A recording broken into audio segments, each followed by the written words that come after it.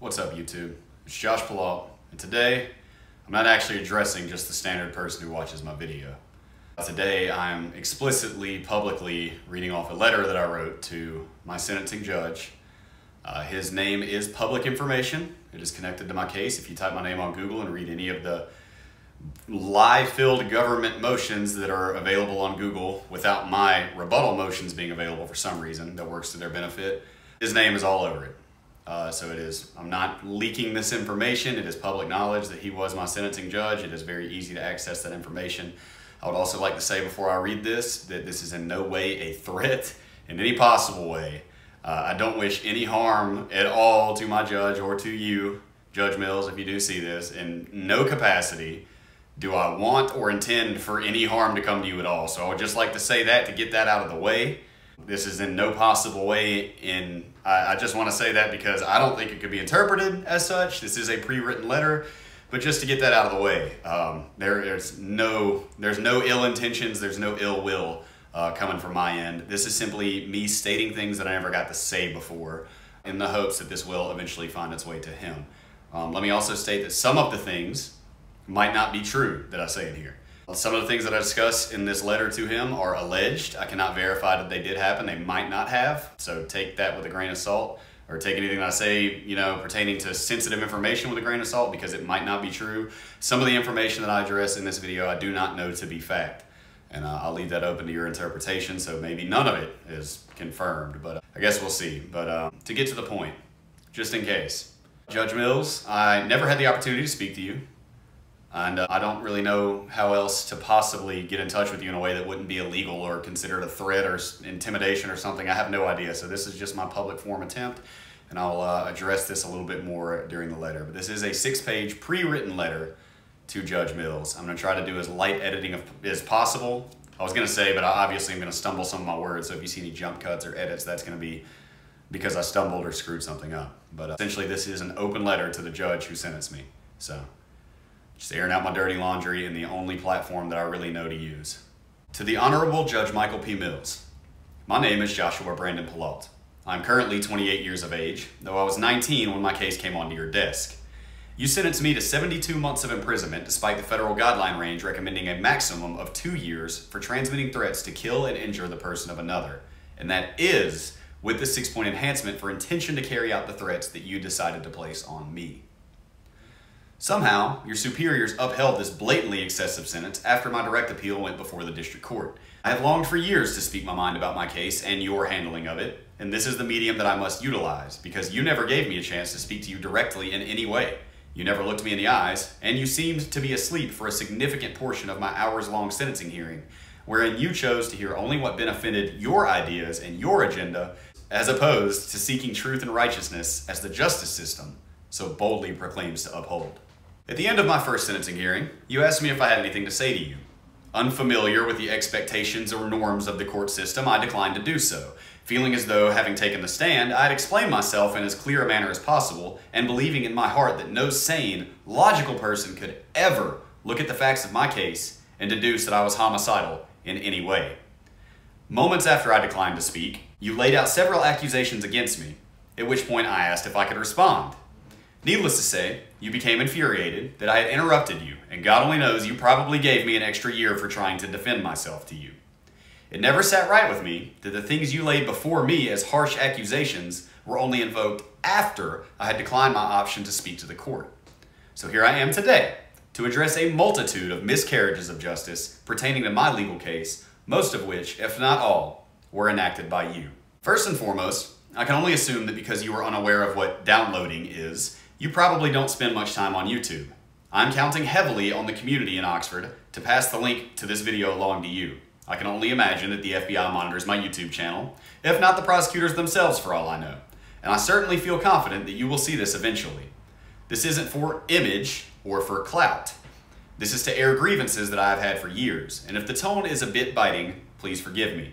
I harbor no ill will towards you, and I sincerely hope that you have a long life filled with laughter and an ever-growing family. I am no longer a man who bothers to hold grudges, nor to reminisce with what-ifs or if-onlys. I can only hope that in hearing my words and getting a larger glimpse of who I truly am rather than the false picture painted by the prosecution, that you can think more clearly and with more compassion in the future before sentencing people for crimes that you don't fully understand. On that note, you are a very fair judge in almost every case that I have heard of that isn't mine, and I'm not only obliged by truth, but also honored to tell you so. From the whispers I have heard, as well as strong local opinion, you are a judge who listens with balance and compassion to most of the cases that come before you. I'm aware that you place an exceptional emphasis on whether or not a man is doing hard physical labor for work. It is clear that when people are doing manual labor, you are lighter with your sentencing than you may be to those who are unemployed or working a job such as I do now, broadcasting video games and entertainment, which ironically is a job I would not have were it not for you. I can't comment on your proclivity towards work history. You know far more than I do about recidivism rates pertaining to employment and the likelihood of hard laborers refraining from committing further crimes. As I am now a man who always seeks the truth, I absolutely must give you respect as a judge who seems to be more a part of the solution than you are the problem. America's incarceration is an absolutely out of control problem, largely due to prison privatization, as I'm sure you're aware. But that's a topic for another day. You are doing more to help this than to make it work, from what I've seen. So despite your blatant distaste for me personally, I thank you on behalf of all of us who truly have the ability to get their lives together without needing to serve decades in prison. Thank you for being a man who gives others a chance. This famous compassion you possess clearly did not extend to me. I have no earthly idea who I reminded you of, or what I said to fill you with such rage that the entire courtroom thought you broke the gavel after you sentenced me. And yes, that includes the lead probation, because he told my attorney he had never seen you so angry before and he didn't want to approach you to get my second charge dropped in accordance with the plea deal. Perhaps I represented the younger generation that you despised at the time, and I most certainly am not implying that I was an upstanding member of society whatsoever. At the time, I was unemployed, an active drug addict, had absolutely no work ethic, and was going through one of the darkest depressions of my life. Did this impression include homicidal thoughts? No, absolutely not. You turned red in the face, and so did the prosecutors, the moment that I said my entire legal case was defined by a generation gap. I was 21 years old and had been incarcerated for a year and a half when I took the stand in front of you. I'm not certain, but I believe you were at least in your 50s. With all due respect, Your Honor, if you somehow were under the impression that there is not a generation gap between us, you are gravely mistaken. I will never understand how three men in their 50s and 60s could possibly be so mortally wounded by someone 40 years younger pointing out that they clearly don't understand the gaming culture behind the younger generation, but nonetheless, each of you seemed deeply offended. Now, without fear of being sentenced to triple my recommended sentence for misspeaking or upsetting you, allow me to reiterate. You did not understand the online culture of multiplayer video games at the time of my sentencing. Perhaps you are more cognizant of the nuances and atmosphere nowadays, which is considerably more sensitive than it was in my time. But on the day that you sentenced me, as a man who didn't know what download means, a term ubiquitous since the 1990s at the latest, you had no right to judge me as harshly as you did. I am in no way telling you that every person who plays online video games makes such outlandish threats, not then or now. That particular day, I did indeed cross a line that was farther than I had gone before, but admittedly, it was a line I had seen many others cross without incident, and even far, far, far worse things threatened, said, and enacted against other players. This is a culture that you did not understand. To believe otherwise, or to be offended at my mention of a generation gap, is pride clouding your judgment. I may not have known it on the day you gave me my time, but I know it well now. It is okay to say, I don't know. It is okay to be wrong. It is okay to say, I made a mistake, but I want to do better in the future. Now to the two things that you used against me at sentencing after I declined to speak. You randomly interjected that I had 20 disciplinary reports during my tenure in high school. I don't deny this, but I would also like to point something out that you didn't know. Instead of reacting to this buzzline of 20 disciplinary reports, a modicum of proper research into my permanent record shows that I received 10 disciplinary reports my freshman year, 8 my sophomore year, 2 my junior year, and none during the half of my senior year that I completed before dropping out. If this was on your mind, if this was something so significant in your mind that you use it as justification for flushing my life down the toilet for years to come, do you not agree that the best way to proceed would be to simply ask me about this and let me offer my defense? My school resource officer was in the courtroom. He would have gladly told you that I stopped getting in trouble a year and a half before I dropped out. I was praised by school administrators for my behavioral changes. Yet you used this fact against me as though it were some fresh hell I was enacting upon unsuspecting members of the general public. This was not accurate, this was not relevant, and it simply wasn't enough information to use as incriminating evidence that I was some violent maniac who had to be locked away. The other thing you didn't give me a chance to rebuke was a quote from my third mental evaluation. And well, I get to that mental evaluation in a moment. The quote in question was a statement to the conductor of my 3-month-long mental examination, wherein I stated, "I can usually con my way back into my mother's home when she kicks me out, but my father isn't having it." I absolutely 100% admit that this is quite nearly a word-for-word transcription of what I said. But, much like my disciplinary reports, this was taken out of context into a setting where it sounds much more severe. You stated that I bragged about conning my way into my mother's home, or heart as you misquoted it, before giving a general arm wave and saying, "or whatever you said," despite using these words as justification for your egregious sentence. And I can assure you that when those words crossed my lips, they were about as far from being braggadocious as humanly possible. This was a lament, a somber apology to my mother in my own heart, a difficult truth that I was learning to face as I sat in a concrete box for months with nothing to do but comb my past and see my mistakes. I was not bragging about conning my mother. My statement was a lament, a sadness, and a step forward in my growing up and taking responsibility for myself and acknowledging my own shortcomings and manipulations that had led me to the chair that I was sitting in, hundreds of miles from home, taking grueling tests to demonstrate my mental capacity for 90 continuous days. And what a mental evaluation it was. The doctor offered such a stunning report that the prosecution had no choice but to subpoena her in a desperate hope of forcing her to stumble across her words to paint me in a bad light. As you well know, the doctor opined that I was not a danger to myself or to other people, with the stipulation that if I were to actively begin abusing drugs and alcohol again, I would have a higher likelihood of engaging in violence. And she even made sure to point out that she was not referring to mass violence of any kind. She literally, and I use literally only in the proper use of the word, said that if I get drunk, it's more possible for me to get in a fight, which I can only imagine is probably the case for almost every young man on the planet Earth. But boy, did you cherry pick. The only words you decided to hear were moderate to high risk of future violence and completely ignored the rest of the sentence. She offered a beautiful testimony about me. She informed you that I had helped illiterate inmates write emails to their mothers. I had kept peace in the unit and calmed the mentally ill. I expressed curiosity, hope, and passion in my phone calls and emails with my family. She even expressed blatant confusion at the disparity between who your prosecutor said I was and the man that sat before her, stating that the FBI's records were in stark contrast to who I truly was as a person. But you chose not to hear any of that. As more and more people are choosing to do in 2021, you chose to believe what you wanted to believe, without caring for actual facts or logical evidence. You simply refused to believe that I was a dark-humored teen with a drinking problem, going through a bout of depression, and opted to believe that I was a cynical psychopath, stopped just in the nick of time before unleashing hell onto unsuspecting families and innocent children across my hometown. I also find it to be worth noting that the first evaluation, done at a state level, also found that I was not a danger to myself or to others whatsoever. But you decided that this evaluation wasn't sufficient proof and sent me to a federal prison for a far more intensive and grueling investigation. I can state with confidence that had the original evaluation said I was dangerous, you would have let this verdict stand. But because it did not fit your narrative, you chose to reject it, and when another evaluation came, you unfortunately chose to reject that one as well. I have absolutely no idea if you were aware of the alleged leverage that the prosecutors used against one of my ex-girlfriends, in her own words, as detailed in another one of my videos.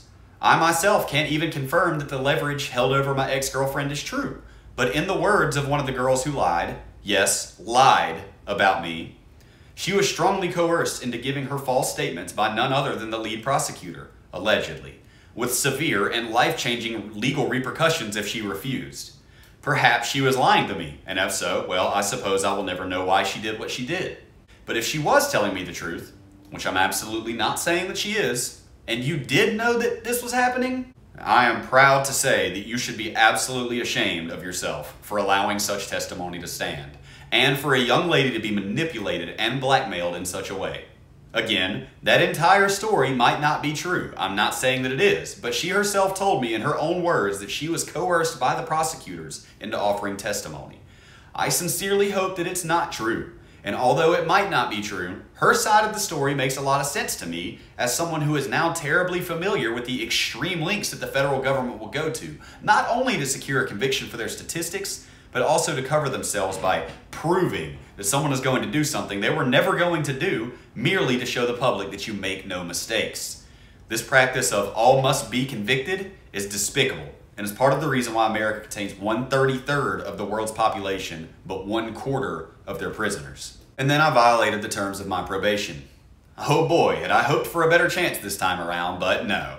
The same prosecutor brought me before the same judge and screamed the same words, that I'm a maniac, a mass murderer, the same old worn-out tropes that he had so angrily dispatched years before came tumbling out as fresh as an autumn snowfall. And despite you having recently sentenced a colleague of mine to only 6 months in prison for failing drug tests, for methamphetamine, absconding from his probation, you sentenced me to 1.5 years for smoking marijuana and drinking beer. I can certainly understand the increased gravity for this in my case. After all, the parts of the mental evaluation that you chose to receive strongly suggested that I maintain my sobriety. But such disparate sentencing is yet another problem plaguing the Federal Bureau of Justice. And I was obviously disappointed and disgusted that I was given absolutely no wiggle room, especially with one of my violations being a confession that I made to my PO in an attempt to embrace honesty, which to my horror was later used against me. For what it's worth, I had gotten away scot-free with that initial relapse, passed the drug tests afterwards, and he would never have been the wiser. But I myself confessed to him because a program of sobriety requires rigorous honesty. Once again, I learned the horrors of trusting your institution in any capacity.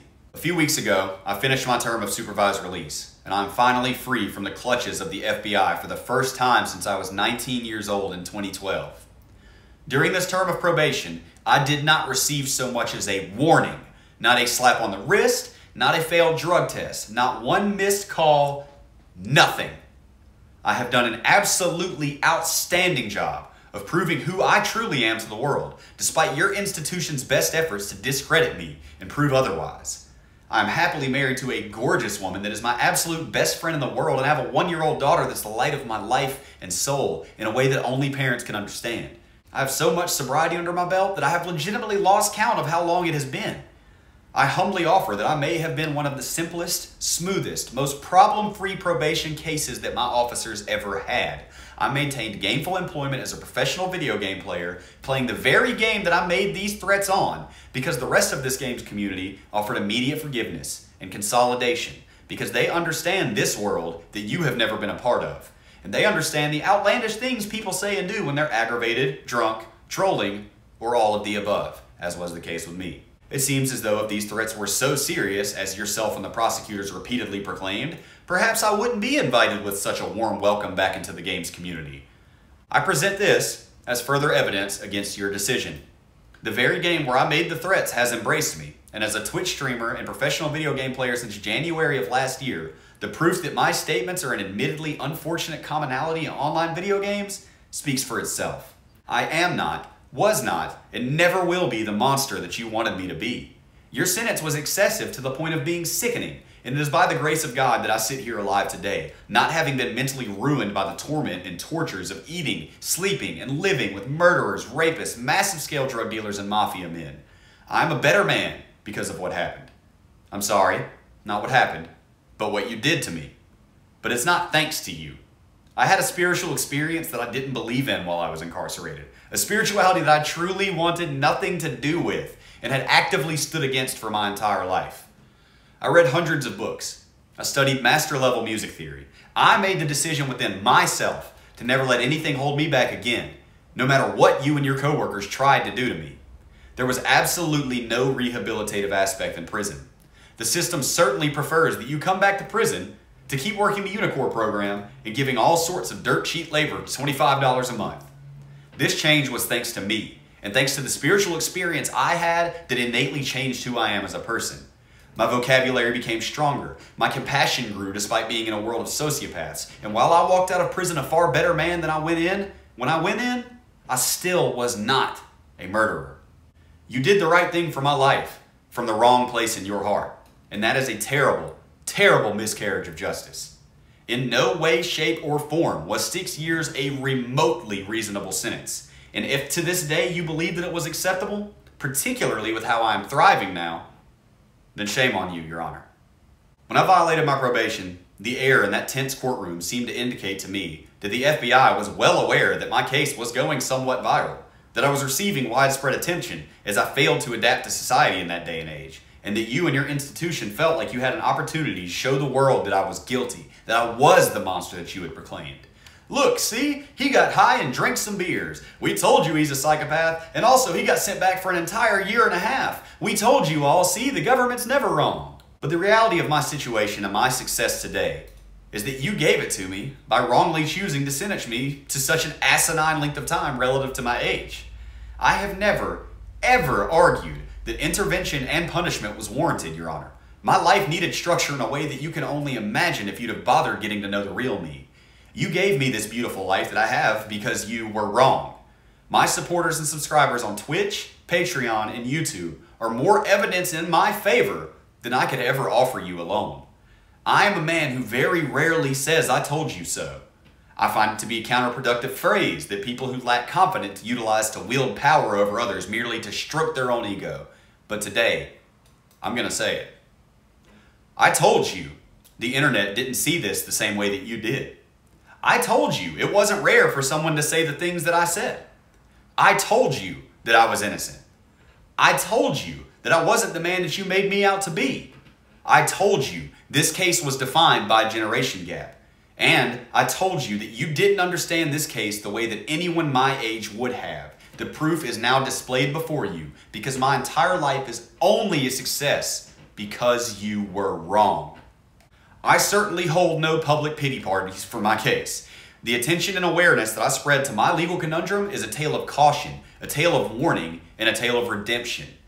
I need people to know that the FBI will go above and beyond any modicum of compassion or humanity in the name of scoring a conviction and pushing the highest sentence allowed by the statute. I need people to know that you cannot needlessly spread fear or threats to unsuspecting people and expect not to face repercussions. Because believe it or not, people do it all day, every day, and many people don't know that they can face prison time for this in America. And most importantly, my story is a tale of overcoming adversity. Even when your adversary is quite literally the country that you live in, and not allowing anyone or anything to tell you who you are or to hold you back from achieving love, sobriety, compassion, or any of the multitude of traits that I possess today. I will be blunt for one moment to say this.